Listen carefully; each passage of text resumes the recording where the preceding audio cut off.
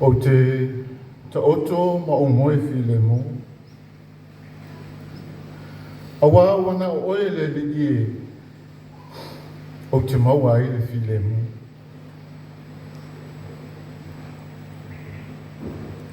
Awe le matui o le tinga o le oti. O tawau ina Manuel lua e whaavae o le ola whatutua. O sola ai manatu. O tau whisiringia ai le pule whaito tasi a le atua. Ewi lea. O lo tātou wola e pule sea. Pule a le atua i lan tangata. Whai au pēra lona finangalo e whaavavau lava. La le so pulangi li tapu tea i se leo vai. E mua i te pui pa ia o le atua. A wale a fio wha lilo lo tātou li i sa kalameta o le ukalistia pa ia. Sula sunga le taitai o sauniga. La ufionga patele Josefo Vili. Ia fionga le Augusta Ulanga le pa ia o le itua ina sa. Ma ua lunga sauniga o le atalii i le afi fio mai. Fio la ufionga le tamapule o mtanga luenga i le penei. La ufionga patele patolo Matias. A fio lua ufionga i sui ake kupo. La ufionga patele Ricky Bernard. Fio la ufionga Father Spa Silva. Maua lunga foi, le fionga i o la ufionga o le whaululunga o le kolisi te lo sia i lo moa. O le tama whaalianganga foi lea o le atalii ia EMMANUEL ia taua. La ufionga patele Victor Pesamino. Maua lunga foi le tātou whaatasi ma le fionga ia patele Manuele. O se lupe whaalele a Samoa o lo ngalua i titonu i Roma i Italia. Whaaftaitele la ufionga. Ia maise o fio le ufionga i patele Mika Uvini o si amato mtanga luenga i le penei. A fio le ufionga li te akono ma whalitua. Lau sunga e tilasi eti ma neva o matua whaalianganga o taua. Ia o le whaafengainga taulangi a wale a fio le fionga i tukufia le whaumina. Fio fo ila u fionga i le te akono mo tātou whaatasi. Lau fionga le te akono Lucio. O po ia ma le maawa lunga o le sauninga mātou te le tu vai lepu i ai. O le au mātou tu vai lolo e pe o fōlaunga ni tonga. Whanga fua le no tūlanga e mangalo so mātou leo. Ia se o mātou se e ifo le vai pou o malo. E se mata awha tu mulinga o whausanga o le vai tele. Whainga tā o e Samoa. I o pa ia o asa sau nei. Pa ia mai le mata sau o le tui manua. Se pa ia le maoto le tumaitai o nā whanua o ala manua le uia. O pa ia o Samoa. Pa ia o ainga matama o tama mainga. Le usonga tu mo mapule i tu au ma la taua a inga i le tai ma le wa au whamuti. Whātu lo foi i pa ia wha le malo. I la fio sui ma malo le pāle mene o Samoa. Whaatai lo tō wha alo alo. Mawalunga foi le fio mai o lau fionga i le teitei whono. O le komiti whaatonu. O le pulenga wafu mtaulanga lau tō whātu i loma ne Ronnie Slade. Whapea foi whaululunga o matanga luenga, ma whaalapo pitonga tu ma oti ele malo, whaaftailo tō whaiuso, whaaftailo tō whaituangane. Rau foi ona o sa mātou leo, e whaatu loi pa ia o le kalesia i le penei, si a mātou e kalesia. Le fio lau fionga li tamapule, a fio lau fionga i lau staulanga, ia maise o lau fionga li ti akono ma le whaitua.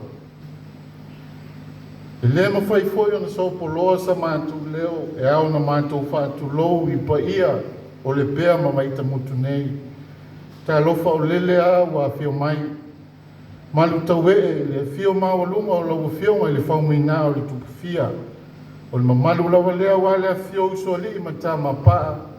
Lo lua to lua no fo sa le tau waitu ma le sao whainga mātua. Ma le mamalu ia te oe whaleata. E tali ua e popo e tau tala ma le whaaloalo soli tuina lo tau pa ia. E whai se upu e winga le atalii. E whai elo leo ma whafonga tau moli moli o le sunga ia pali fono mua Margarita Soalo ia o sio tō lua o le tina peleina fo i le atalii. E awa o na sula le alofa o le atua ona lona alofa tu noa malana tau singa le mamae ua taitai manuia mai ai lo o tau soifua ua tātou whilo ai ai le nei aso.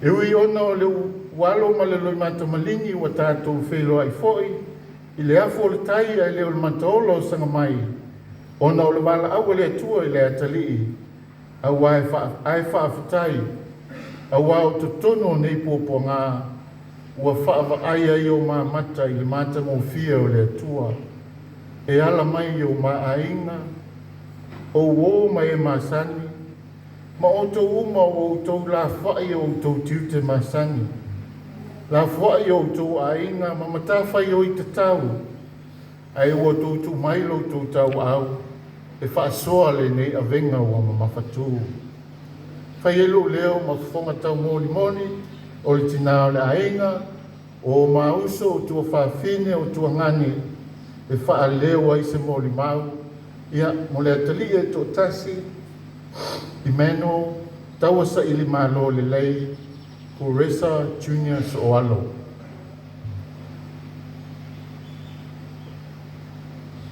O le tala anga o le soifuanga o sia mātama, a se tō lua fo i a Hilda, ma se tamā le whanau. Na whanau o ia le mauta ngase me tō tua, pe tusa le tu la tasi le au uli, i le aspareile, se furufitu o mati, tasi iwa lima, St. Patrick's Day. O lona soa wha atoa, o EMMANUEL, taua sa i malo le lei, Kuresa Soalo. O EMMANUEL, ia, o le ingoa o lona anko, e Manuele ia o lo ingoa ai, o taua o le ingoa o lo tama. Ma o lo wala aua I lava to tele I la tau e si le fia I le ingoa taua. E na whaupupo I le ingoa sa ili malo le lei, mau ai taua sa ili malo le lei. O na le aso na ola isi o to lua isi a mātama. Na ualo I fale o lo lini. Na uwa ia le newspaper fa Samoa ali Samoa Observer. Na fa ingoa o le saili malo le lei. O le taimi lea ua tapena le whainga palota o le tasihiva iwa lima. Ma o le isu mua lea le newspaper fa Samoa lea le Observer saili malo le lei. Lea lana mamani lie malo te olua fa upopo iai I le ingoa o lo tama taua. I ona maua I leo le ingoa taua sa ili malo le lei. Ia o Kuresa o lo ingoa wa o le tupo Persia. Ia ma sio watali. Ia ona matua o le tama Soalo Kuresa Soalo mai paia I sa maunga o lalo malava fusi sa fotu la fai. Ia o lona tina fono mua pali I Margarita Maria Soalo. Ia o le whionga I tilsa mai le peanei mai sa fotu fale a lupo ma sarapa pali. Ia e peo ni taua e le ai se uso le ai se tua fine. Fai poipo atu taua I lonto lua tautahida Amelia Schultz mai taraua Kirupati ma ua tolu o la alo le olu matua o Saria o le lona lua o le teine Kamalita Juanita Emanuela Perosi ia ma Kuresa Leslie Soalo lua o na masina A tau e tau le ingo lona lua, lona fine lona lua. Whai mai, Kamalita, Juanita, and all the names in the world. That's how we called his second daughter. Ia, o tau aina o ia. Al fua ia le tua, ile ia se poto e si le fia. Ai, o te fia Molimau ile a o fea ngai ia lo to lua, ma le a fufua ina o si a matama. Ile i whai ngō fie. Na mata o tinga ina ia se o to lua i tau ave ina o si a matama mai le masina mua mua.